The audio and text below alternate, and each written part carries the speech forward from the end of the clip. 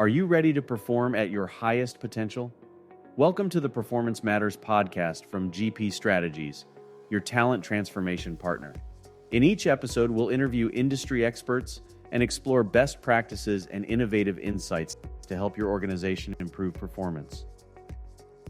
I'm your host, Michael Thiel, and I'm pleased to be joined once again by Leah Clark, Senior Director and Practice Lead for the Leadership Consulting Practice at GP Strategies.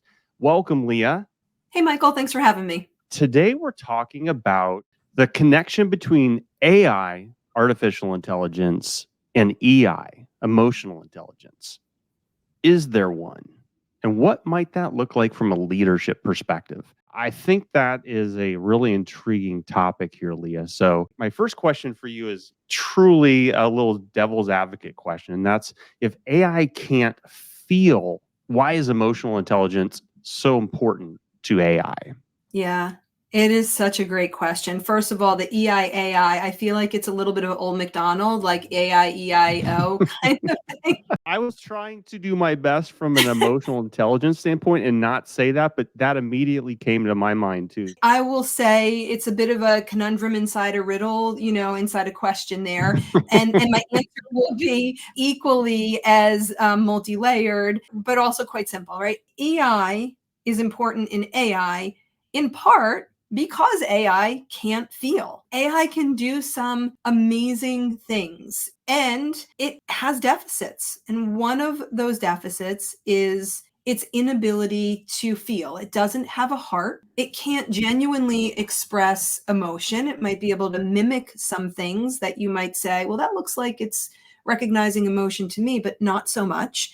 And so EI is important in AI, first of all, because it's something that we as humans bring to the table that AI can't. And another layer to that is that EI is important when leaders are helping to bring people along the AI or technology curve, because they need to have a sensitivity to where their people are and recognize that from an emotional standpoint, people are in different places with respect to their comfort level. So multi-layered. Layer one, AI doesn't have emotions. So EI that we have, the emotions that we have, become even more important. And layer two, we need to have emotional intelligence in helping people come to grips with maybe some of the feelings and emotions they have in adopting AI. That's a great answer. And it also kind of made me think of the Wizard of Oz, I'll be honest with you. It doesn't have a heart or a mind or things like that. Okay, so wait a second. Did you read the blog that I wrote about the Wizard of AI? No, I didn't. I need to go back. Where would I find this? You will find this on gpstrategies.com, though,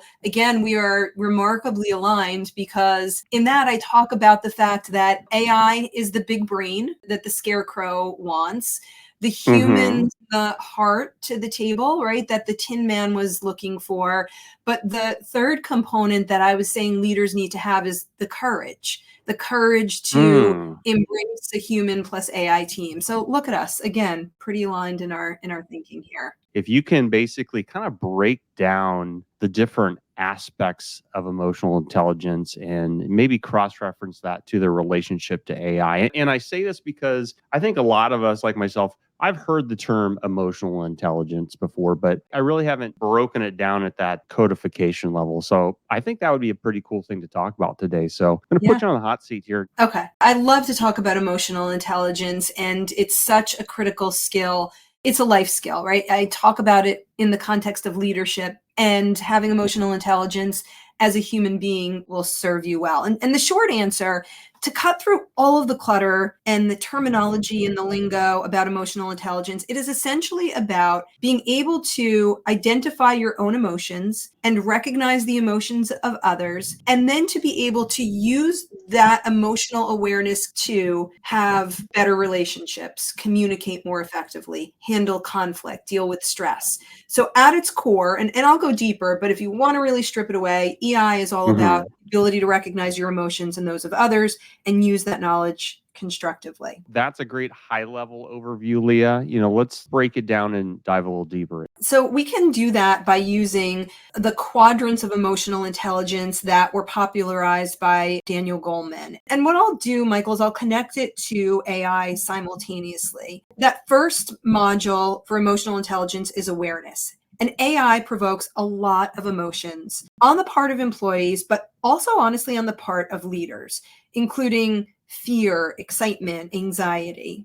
And there's really no right or wrong when it comes to emotions. You know that expression, I don't know if you've seen it, your vibe is valid. That's really what it's like with emotions. What an emotionally intelligent individual and leader does is really possess that capacity to recognize their feelings, to name them, and to say or notice, like, oh, I'm acting in a certain way. And what's the root of how I'm acting or feeling?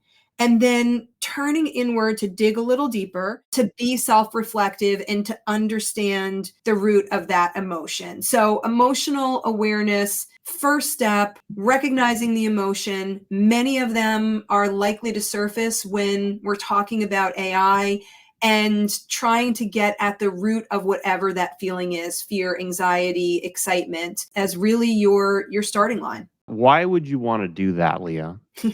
Yeah, I'm just going to name my emotions. I'm going to walk around all day naming my emotions, and that is great fun, but of no value. Well, of course it is, right? So once you recognize your emotions and you name it, then you can do something about it. Sometimes, particularly with challenging emotions, we'll say name it to tame it. So if you're feeling a certain way, for example, about AI, maybe anxious, you can tune into that anxiety and start to identify what that's all about. Why am I anxious about AI? Maybe you realize I'm worried that it's going to take over a part of my role as a leader, or maybe I'm uncomfortable really knowing how to use it. Maybe we're anxious about our team members using it. But when we name our emotions, we stand a better chance of then doing something about them and choosing the actions that will either amplify those emotions or maybe moderate them. So that's why you want to name it. You want to name it so then you can figure out what it is that you need to do about it. I love that. And I just wrote down that quote, name it to tame it. I think that's fantastic. Let's move to the next part of what you said, recognizing the emotions of others. Yeah. So really important. And that is what we call emotional empathy. So being able to really put ourselves in the shoes or the seat of the other person and try and feel what they're feeling. And with respect to AI, right, because we're connecting EI and AI here, a lot of employees, many of them are a little bit afraid of AI, and leaders too. It's unknown. It's changing rapidly. They have concerns about how it's going to be used. Our research shows us that they do have, worries about ethical challenges and misuse and abuse. They think that it will make their jobs obsolete, and they start to wonder, perhaps, what value do I add if AI can be doing part of my job? Or will I be viewed negatively if I use AI to augment what it is that I'm doing? And not all of them, Michael, I would say are negative, though. I want to be clear about that. We're seeing a trend towards excitement and energy and positivity around AI. So that is something to note as well. But the point is, as a leader, if you're going to bring people along this AI adoption curve, you sure as heck should know how they're feeling about it and know where they're coming from with respect to, again, that spectrum of fear, anxiety, excitement, enthusiasm, so that you know how to meet them where they are. This is fantastic. And I feel like I'm back in school, Leah. I'm writing down quadrants right now. So, so far, I've got down awareness, empathy, or maybe awareness of others. I'm picking up a lot here, but what's next? Yeah. And that's a great question, because again, you're sort of stepping through this mental model, if you will. And now what do you do with all of this great self-awareness and awareness of others? Let's make this specific if I can. Let's say from a leader's perspective, you recognize that you have excitement about AI, right? That's your emotion. You're reading a lot about it, you're enthusiastic, and that enthusiasm and positivity is sky high. Maybe you've listened to numerous AI podcasts or you've read books and you are 100% committed to an energetic implementation of AI. You're all in. Well, an emotionally intelligent leader checks in with their emotions, they have self-awareness, and understands if maybe that enthusiasm is shaping their decisions in a positive way or maybe an unrealistic way. Perhaps the enthusiasm that leader is feeling is warranted, or maybe you take a temperature check of those around you and you get the sense as a leader that not everyone has the same enthusiasm that you do. And that's being emotionally intelligent about AI in this case. You recognize your enthusiasm, but also the concern or the fear others may have. And then what you do, it's not, again, just the awareness, you adjust your decisions and maybe your approach to the implementation of AI. You don't force others to be as enthusiastic as you are, but you meet people where they are, and potentially you alter your actions or your approach. So that's where the action orientation of managing your emotions and your actions comes into play. Okay, so if I'm a leader, I guess you could say EI leads to AI. What do you think about that? Yeah, I mean, I would say for all the reasons that we touched on and maybe some that we haven't even yet uncovered. What are those? I touched on this at the very beginning. I'm happy to come full circle because I think it's another layer of the EI-AI equation that is a good one to discuss. And that is the relationship between EI and AI and the ability to read emotions and respond to them is something that is uniquely human, still uniquely human. And AI can't do that. AI can't feel. Again, AI can't recognize the emotions of others, maybe mimic them. And there is incredible value in the relationships that we have with others and bringing that awareness of the person sitting across the table from us or across the phone from us to the relationships we have, the way we lead, the way we coach, the way we communicate. And AI just doesn't have that. That relational component is a unique aspect of who we are as human beings and as leaders. And I think it's going to be critically important to embrace AI, but also keep that a relational and emotional component of who we are intact.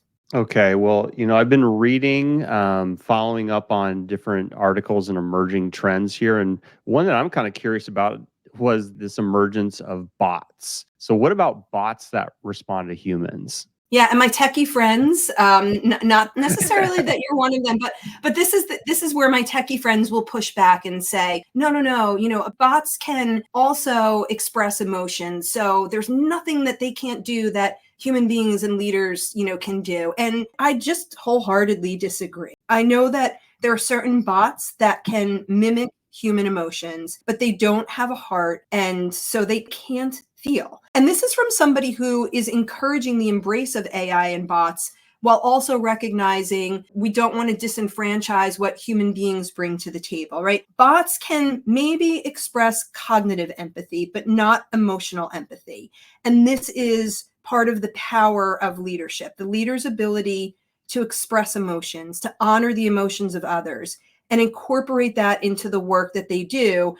I really feel like that is a distinguishing feature of the human contribution to this human plus AI equation, and it's a significant one. So another reason this is such a relevant topic, this interplay of AI and EI, I think intelligence needs to be defined by more than our cognitive ability, more than the information that AI can provide. Intelligence includes having social intelligence and emotional intelligence.